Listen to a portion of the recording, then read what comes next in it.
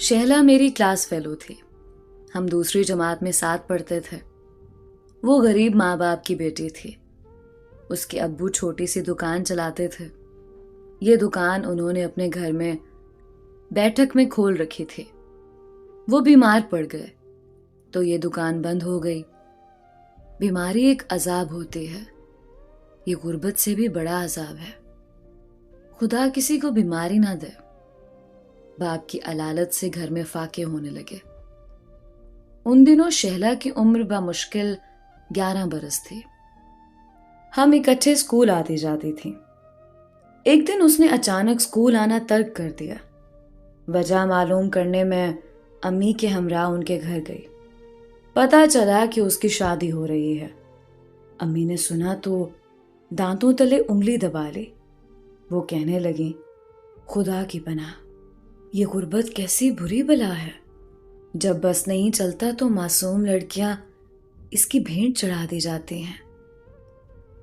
साले मोहम्मद शहला के अब्बू के कजन का बेटा था। उसकी चचा कमाल दीन से दोस्ती भी थी, जिसकी वजह से खैरियत पूछने अक्सर उनके पास आ जाता था। ये शख्स रहम दिल था और अच्छे दिल का मालिक था। चचा कमाल की बीमारी में उनकी काफी मदद की। इलाज मुआवजा भी करवाया। दूर का रिश्तेदार था। खवातीन पर्दा ना करती थी। शहला तो कमसिन थी। वो यूं भी पर्दा ना करती और बेधड़क सामने आ जाती। उस शख्स की उम्र 40 बरस थी और खालों का कारोबार था जो अच्छा जा रहा था। बीवी फौत हो चुकी थी। एक बेटी थी जो ब्याही जा चुकी थी। साले मोहम्मद की सेहत काबिले रश्क थी। 40 साल का होने के बावजूद वो 25 का लगता था। कद लंबा था। शक्ल सूरत भी अच्छी थी। दूसरी शादी के लिए काफी कोशिश की मगर मौजू रिश्ता ना मिला। जाने कैसे उसके दिमाग में ये बात आ गई कि शहला जैसी कमसिन लड़की उसके लिए मौजू रहेगी। उस कुंबे की गुर्बत पर भी उसका दिल कुढ़ रहा था। सोचा अगर यहां रिश्ता तय हो जाए तो माकूल मदद बतौर दामाद कर सकेगा और ये लोग फाकों से बच जाएंगे। शहला के 5 बहन भाई थे। ये सबसे बड़ी बेटी थी। साले मोहम्मद अपनी मां को ले आया, जिसने चचा कमाल से बात की और वाजे यूं कह दिया कि तुम्हारे कुनबे को मेरे बेटे जैसे दामाद की सख्त जरूरत है जो इन सबको संभाल ले, वरना तुम खुद तो टीबी जैसे मूजी मर्ज में मुब्तला हो और बिस्तरे मर्ग पर हो। आज हो कल नहीं होगे। तुम्हारी 4 बेटियों और एक बेटे का क्या बनेगा। कुछ इस तरह साले की मां ने हमदर्दी जतलाई कि शहला के अब्बू रिश्ते पर राजी हो गए। 1 लाख रुपया उसी वक्त साले ने चचा कमाल के कदमों में रख दिया। यूं ये कुनबा मरते मरते जी उठा। शहला इतनी मासूम थी कि अपनी शादी के बारे में घर वालों की बातें सुनती और उसकी समझ में ना आता कि ये लोग क्या कह रहे हैं। उसे खबर ही ना थी शादी क्या बला होती है। मां परेशान थी मगर बीमार शौहर के फैसले के आगे कुछ बोल ना सके।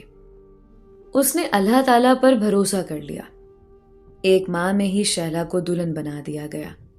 जब बारात आई, ये बच्ची अपनी बारात देखने के शौक में खुद भी दरवाजे के बाहर आ गई। तब किसी बुजुर्ग औरत ने उसका बाजू पकड़कर उसे घर के अंदर खींच लिया। वो बनी संवरी औरतों को देखती थी जो उसकी रुखसती लेने आई थी। ये अजीब शादी थी। मैं भी लड़कियों के झुरमुट में खड़ी तमाशा देख रही थी। वहां ना सहेलियां थीं और ना कोई रस्म हुई, क्योंकि चचा कमाल दीन तो चारपाई पर पड़े खून थूक रहे थे। वो अजब वहशत ज़दा और पथराई आंखों से हर किसी को देख रहे थे। बड़ा भाई कोई ना था कि बहन के सर पर हाथ रखकर उसे रुखसत करता या वालिदैन से इस बेजोड़ रिश्ते पर एहतजाज करता। किस्सा मुख्तसर, गुर्बत दूर करने की खातिर ये सौदा हुआ। शहला को सजी हुई कार में बिठा दिया गया। माँ उस वक्त खामोश थी, लेकिन जब कार चली तो वो धाड़े मार मार कर रोने लगी। मैंने कार की विंडो के पास जाकर देखा। मेरी सहेली सजी हुई गुड़िया की तरह खूबसूरत लग रही थी। वो हैरतजदा निगाहों से बारातियों को देख रही थी। तभी उसकी नजर रोती हुई माँ और बहनों पर पड़ी तो वो भी रोने लगी। दूल्हा बाप जैसा शफीक पास ही बैठा था और उसके आंसू अपने रुमाल से साफ कर रहा था। शहला ने उस वक्त गोटे कनारी से भरा हुआ जोड़ा पहन रखा था जो ससुराली उसे दुल्हन का रूप देने को लाए थे, और उसने ईद का दिन समझकर खुशी खुशी पहन लिया था। आहिस्ता आहिस्ता रिंगती हुई कार गली का मोड़ मुड़ते ही निगाहों से ओझल हो गई। अब खाला सलीमा के दिल पर आरी चली और वो फर्श पर गिर पड़ी। तभी अम्मी ने दौड़कर उनको सहारा दिया, बाजू से पकड़कर कमरे में जा लिटाया। कई दिन तक खाला बिस्तर से ना उठी। अम्मा ही घर से खाना पका कर ले जाती और उन सबको खिलाती। जरा हवास में आई तो बताया कि साले मियाँ उनको 3 लाख रुपया नकद कारोबार के लिए दे गए हैं और उनकी बेटी का हक महर वो अलग देंगे। यानी बेटी की शादी की खुशी रचाकर उन्होंने उस मासूम को बेचा था, क्योंकि 3 लाख रुपया उस जमाने में बहुत बड़ी रकम होती थी। बारात के साथ शैला की खाला गई थी। उसने आकर बताया कि जब कार साले के घर पहुंची तो सारे रिश्तेदार कुर्बानी के इस बकरे की इस्तकबाल में लग गए। वो कार पर फूल पत्तियां निछावर कर रहे थे और पटाखे चला रहे थे। मकान काफी बड़ा और कुशादा था। सामने बाग था। दूल्हा दुल्हन का कमरा कमाल मेहनत से सजाया था। बच्ची फूलों की सेज पर बैठी हर एक को भोलपन से देखती थी। तभी साले की बहन उसके पास बैठ गई और समझाने लगी, देखो ये कमरा तुम्हारा है। ये चीजें, कालीन, सिंगार मेज सब तुम्हारे लिए है। कार भी है जिस पर तुम रोज सैर करोगी। अपनी अम्मी के पास जाओगी ना। मां का जिक्र आते ही शहला बेचैन हो गई। वो बेकरार होकर इधर उधर देखने लगी। या अल्लाह, ये क्या? हुजूम के शोर में समझ ही ना सके क्या हो रहा है। कार में बैठकर किधर आ गई है। छोटे बहन भाई छोड़, बीमार अब्बा से ओझल, प्यार करने वाली मां से दूर, सोचे उसको परेशान करने लगी। वो इधर उधर देखती, अपनों को ढूंढती, यकदम फूलों की सेज से उठने लगी। नंद ने बाजू से पकड़कर दोबारा सेज पर बिठा दिया और जेठानी उसे सर पर दुपट्टा उड़ाते हुए बोली, घबराओ नहीं, रोना नहीं, हम तुम्हारे हैं। घर वालों को याद नहीं करना, वो कल आ जाएंगे, बस आज का दिन नहीं आ सकते।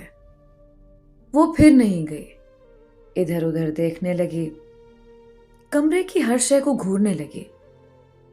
जब सहेलियों के घर जाती थी ये सब चीजें दिखती थीं।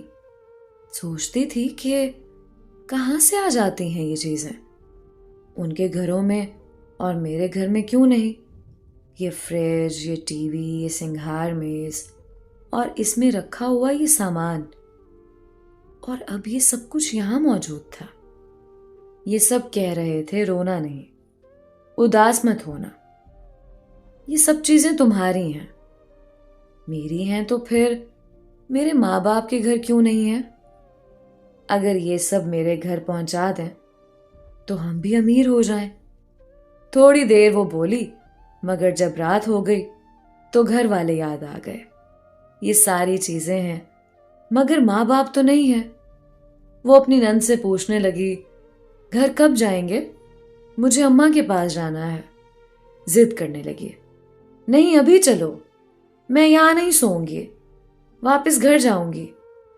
साले मोहम्मद की बहन का दिल भर आया। उसने नन्ही मुनी गुड़िया को बाहों में भर लिया। समझाने लगी, तुम्हारी शादी हो गई है, अब यही तुम्हारा घर है। तुम अब ससुराल में हो। कल तुम्हारी अम्मी, बहन, भाई आ जाएंगे तुमसे मिलने। घबराओ मत। मेहमान अभी तक घर में थे। औरतें दुल्हन देखने कमरे में घुसी आ रही थीं। नंद तब जल्दी से उसका घूंघट डालने लगती और पर्स हाथ में देकर कान में कहती, सर झुकाकर बैठो। मासूमियत गजब ढा रही थी। जो औरत देखती दिल थाम कर कहती, हाय अल्लाह, इतना जुल्म। रात के 10 बज गए। शैला पर थकन से गुनूदगी तारी होने लगी। तब उसकी नांद और जेठानी ने औरतों को कमरे से बाहर धकेल दिया और दूल्हा अंदर आ गया। उसने आते ही दुल्हन को खूबसूरत जेवरात का सेट दिया, मगर अब वो किसी को नहीं देखना चाहती थी। उसे नींद आ रही थी। बिस्तर पर लेटते ही सो गई। साले मोहम्मद उसे एक बात ना कर सका। हालांकि वो उसको समझा रहा था कि तुम मेरी दुल्हन हो और मैं तुम्हारा शौहर हूं। उठो, देखो कितने खूबसूरत जेवर तुम्हारे लिए लाया हूं। वो सो चुकी थी। सोती हुई बच्ची पर साले को रहम भी आया और प्यार भी। उसने मां से कहा, अम्मा तुम इसके पास सोए रहो, मैं बैठक में सो जाता हूं। अगले दिन उठते ही उसने इधर उधर झांका, फिर मां को पुकारने लगी। तभी सास ने समझाया, बेटी ये तेरा घर है, मां भी आती होगी, मगर वो अपने घर से आएगी तेरे घर तुझसे मिलने, और मां का घर तेरा घर नहीं है। मुझे कुछ नहीं पता। उसने सास का हाथ झटका और फिर मां को पुकारने लगी। तब नंद ने आकर उसको बहलाया और नाश्ता अपने हाथ से कराया, फिर नहला धुलाकर सजा दिया, दोबारा दुल्हन बनाकर बिठा दिया। दोपहर के बाद हम तुमको सैर कराने ले जाएंगे। साले तुमको बाजार ले जाएगा, जो शय तुम्हारा दिल चाहे खरीद लेना, और फिर कार पर अपनी मां के घर चली जाना, ठीक है? हाँ। उसने इस बात में सर हिला दिया, जैसे सब कुछ उसकी समझ में आ गया हो। मां और बहन ने साले को समझाया कि ये बहुत कम उम्र है, कुछ दिन उसको बिल्कुल तंग ना करना, बल्कि जो कहे वही करना। हम सब इकट्ठे घूमने फिरने जाएंगे ताकि शहला हमसे मानूस हो जाए।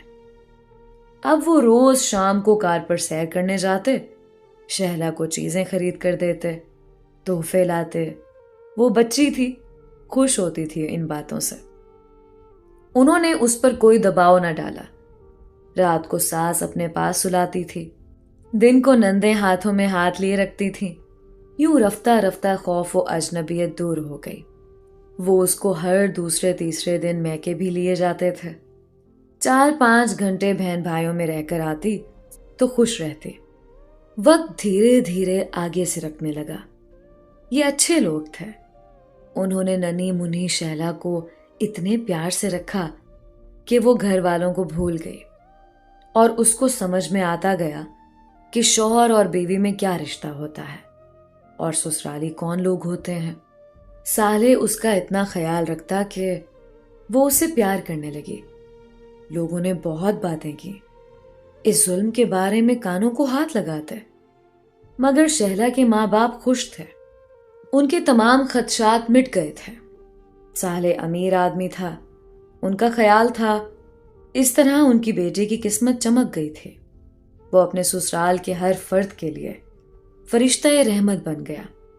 ससुर का इलाज कराया, बरादर निस्बती को दुकान खोल कर दी और ससुर के बाकी बच्चों को स्कूल में दाखिल कराया। उस मुर्दा कुनबे में उसके पैसे ने जान डाल दी थी। यह अजीब कहानी थी। उम्र रसीदा शौहर को कमसिन बीवी इतना चाहती थी कि जमाना हैरत ज़दा था। कोई शहला की खामद को उम्र रसीदा कहता तो ये उस पर चीख पड़ती थी। खुदा ने शादी के 6 साल पहले बच्चे से भी नवाज दिया। फिर तो ऊपर तले वो 4 बच्चों की मां बन गई। बच्चों को दादी और फूफी ने पाला, क्योंकि वो बच्चों को उठाती थी तो उनकी मां नहीं लगती थी। मैं शहला से मिलने गई तो वो बहुत खुश थी। शौहर बड़ी उम्र का था, मगर वो उसे बहुत चाहती थी, क्योंकि उसने शहला के घर वालों के लिए बहुत कुछ किया था। उन्हें फाकों और बीमारियों से बचाया था, उनको नई जिंदगी दी थी। शहला अपने खामद का हर हुक्म मानती थी और दिलो जान से खिदमत करती थी। शौहर के बगैर एक पल नहीं रह सकती थी। मैं उसे फूले न समाते देखकर हैरान रह गई। खूबसूरत तो थी ही, ऐशो आराम की जिंदगी ने उसे और हसीन बना दिया था। 4 बच्चों की मां लगती न थी। वक्त गुजरते देर नहीं लगती। शहला की शादी को 20 बरस हो चुके थे। वो 28 बरस की हो गई थी और अब भरपूर जवान औरत थी। उस पर जवानी के साथ जोबन और रूप तो अब आया था, लेकिन उसका शौहर उन दिनों कुछ बीमार रहने लगा था। 60 साल की उम्र में भी वो उम्र रसीदा नहीं लगता था, मगर सुस्ती और इज़्मेहलाल उसकी ढलती उम्र की चुगली खा रहे थे। अचानक एक रोज वो हो गया जिसका किसी ने सोचा भी ना था। एक रोज वो रात का खाना खाकर बिस्तर पर दराज हुआ तो नींद में मौत ने गले से लगा लिया। जाने शब के कौन से पहर दिल का दौरा पड़ा और साले मोहम्मद वफात पा गया। सुबह जब हस्बे मामूल बेदार ना हुआ तो शहला ने जगाया कि उठिए, फजर की नमाज का वक्त निकला जाता है। मगर साले इस दुनिया में होता तो जवाब देता। शहला ने शौहर का जवाब ना पाकर कई बार उसे पुकारा। हर पुकार के बाद खामोशी थी। दिल दहल गया और फिर मामला समझ में आते ही वो चीख मारकर बेहोश हो गई। शौहर की मैयत को रिश्तेदारों ने संभाला, जबकि शहला को अस्पताल ले गए, जहां एक दिन कोमे की हालत में रहकर वो फौत हो गई। किसी को यकीन नहीं आता था कि 32 बरस छोटी शहला अपने शौहर साले मोहम्मद से इस कदर वालेहाना प्यार करती थी कि वो उसकी वफात का सदमा भी बर्दाश्त न कर सकी और खाले के हकीकी से जा मिली।